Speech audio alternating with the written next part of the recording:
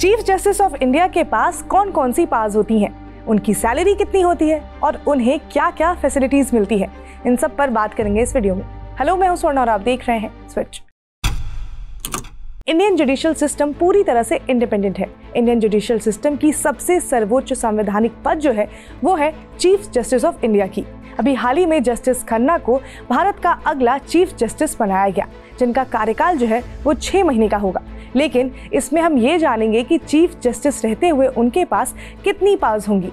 सबसे पहले पावर की बात करें तो chief justice of India collegium के हेड होते हैं। कॉलेजियम जजों की अपॉइंटमेंट को डिसाइड करते हैं। तो जब भारत के राष्ट्रपति हाई कोर्ट के चीफ जस्टिस या सुप्रीम कोर्ट के जजों की अपॉइंटमेंट करते हैं, तब उन्हें ये डिसाइड करने से पहले चीफ जस्टिस ऑफ इंडिया के साथ डिस्कस और कंसल्ट करना होता है। इतना ही नहीं, चीफ जस्टिस कॉन्स्टिट्यूशनल बेंच को भी अपॉइंट करते हैं। अब यहाँ तो हो गई पावर की बात, अब बात करेंगे सैलरी की।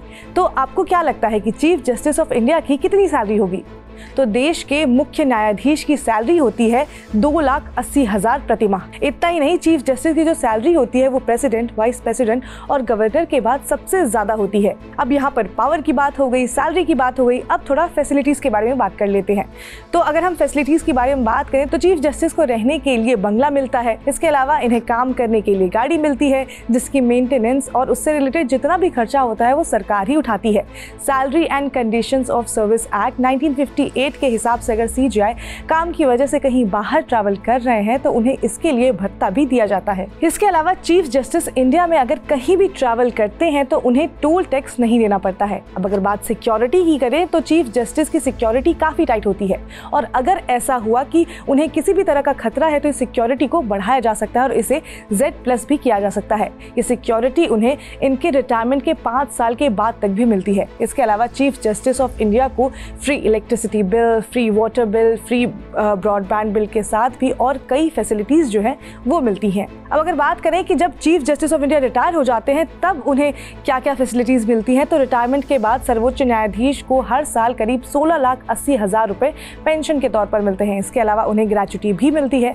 इसके साथ ही साथ रिटायरमेंट के बाद सीजीआई और उनके परिवार को क्लास 1 ऑफिसर के बराबर ही मेडिकल फैसिलिटीज प्रोवाइड करवाई जाती हैं। अब ये तो बात हो गई चीफ जस्टिस ऑफ इंडिया को क्या क्या फायदे मिलते हैं उसकी।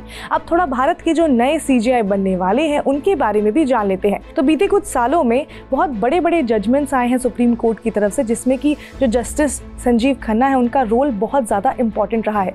फिर चाहे वो मामला जो है वो इलेक्टोरल बॉन्ड का हो, या फिर कश्मीर से धारा 370 हटाने वाली बात, या फिर आर्टिकल 142 के तहत तलाक जैसे मामलों की सुनवाई, इन सबको लेकर जो सुप्रीम कोर्ट का फैसला आया उसमें जस्टिस संजीव खन्ना का योगदान बहुत ज़्यादा अहम रहा है।